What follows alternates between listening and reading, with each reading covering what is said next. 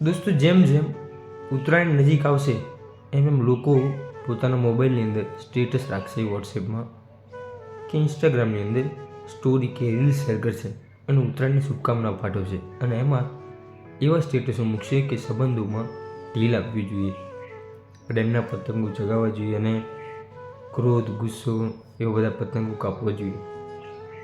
પરંતુ શું તમે એ વિચાર્યું કે હર હંમેશા આપણે ઢીલ આપવાથી જો આપણી પતંગ કપાઈ જતી હોય તો આપણે ક્યારેય ખેંચ પણ આપવી જોઈએ. આ વાત છે સંબંધોની, કે આપણે જ્યારે સંબંધોમાં હંમેશા ઢીલ મૂકીએ છીએ, વારંવાર દરેક વખતે આપણે જતું કરીએ છીએ, આપણે જવા દઈએ છીએ, કારણ કે સંબંધ મજબૂત બને અને સંબંધ ટકી રહે.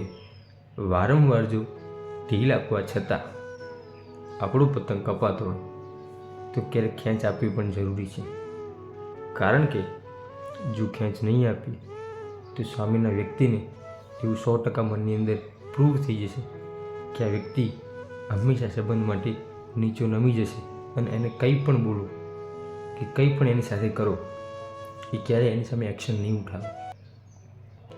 તો સંબંધોમાં ખૂબ જ ધ્યાન આપવું કે દર વખતે જો ઢીલ આપતા હોય અને આપણે જ નીચું નમવું પડતું હોય, આપણે જ આપણું એમ કહેવાય કે સોમાન કહેવાતું હોય તો ક્યારેક એ સંબંધને ખેંચ આપી દેવાનો, એ સંબંધને ખેંચી લેવાનો, કે એ વ્યક્તિને પણ ખબર પડે કે હંમેશા આ વ્યક્તિ જતું નહીં કરે, ક્યારેક તો વળતો જવાબ આપશે જ.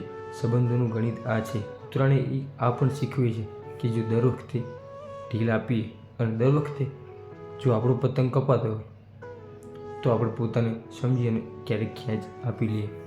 દોસ્તો, આ છે સંબંધની સાચી હકીકત, આ છે સંબંધનું સાચું માર્ગદર્શન.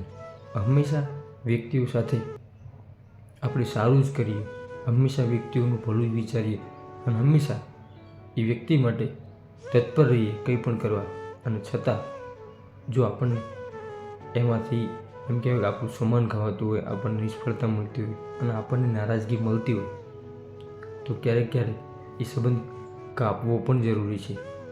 કેમ કે એની સાથે રહી અને આપણે આપણું સન્માન ખવાવું અથવા તો આપણે દુઃખી થવું એના કરતાં એને ખેંચી અને મૂકી દેવું કે એની રીતે એ વ્યક્તિ જે છે તે, પરંતુ આપણે આપણી રીતે જીવન જીવીએ અને દરેક વખતે સંબંધમાં આપણે નીચા ન નમીએ.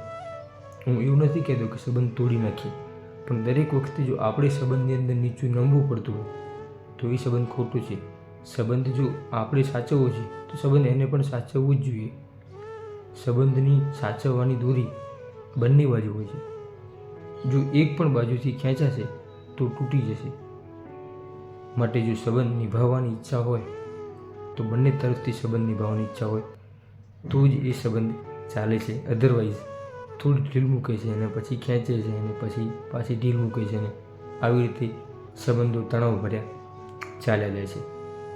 દોસ્તો, હંમેશા સંબંધનું સાચું ગણિત શીખી અને સાચા અને સારા વ્યક્તિ સાથે સંગત રાખી અને એની સાથે જીવીએ. પછી જો આપણને એવું લાગે કે આપણું સોમાન હવે ગવાય છે તો આપણે એમાંથી સ્કીપ થઈ જઈએ અને આગળ નીકળીએ. દોસ્તો, આ ઉત્તરાયણનો સરસ મજાનો સંદેશ તમને કેવો લાગ્યો તમે કોમેન્ટ બોક્સની અંદર જણાવજો. જો વિડીયો સારો લાગ્યો હોય તો વિડીયોને લાઇક કરજો. ચેનલ પર નવા હોય તો ચેનલને સબસ્ક્રાઈબ કરી અને આવા જ બીજા અવનવા વિડીયો જોવા માટે આપણી ચેનલ સાથે જોડાઈ જજો. દોસ્તો, મળીશું ફરીથી એક નવા જ વિડીયો સાથે. ત્યાં સુધી દરેક દોસ્તો, દરેક મિત્રને મારા જય સીતારામ.